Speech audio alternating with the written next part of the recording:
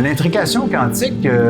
en réalité, a été théorisée par Albert Einstein, sans faire d'expérience, mais seulement de façon théorique, par un principe de réflexion, de créer le jumeau d'un photon, et que ces deux photons-là allaient être liés dans ce qu'on appelle l'univers quantique, dans l'invisible, c'est-à-dire que l'altération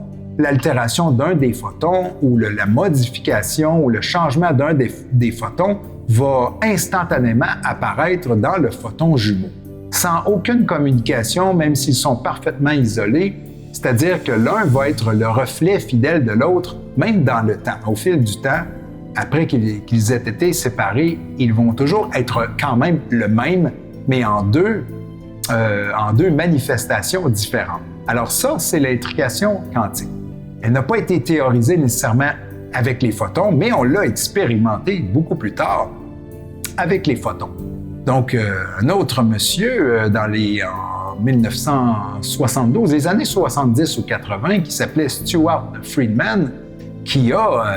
en réalité fait l'expérience avec la technologie de l'époque qui était disponible, de faire l'expérience de la théorie d'Einstein et qui a pu démontrer en 1982, si je ne m'abuse, la théorie d'Einstein, c'est-à-dire qu'on est capable de répliquer, de fragmenter un photon en deux et que les deux vont être parfaitement synchronisés. Et si on altère un photon ou que le photon change d'un côté, il va instantanément changer de l'autre côté. C'est-à-dire qu'on pourrait mesurer un photon, le photon de droite, par exemple, et faire des modifications sur le photon de gauche et on les verrait s'opérer, ces mêmes modifications-là, sur le photon de droite.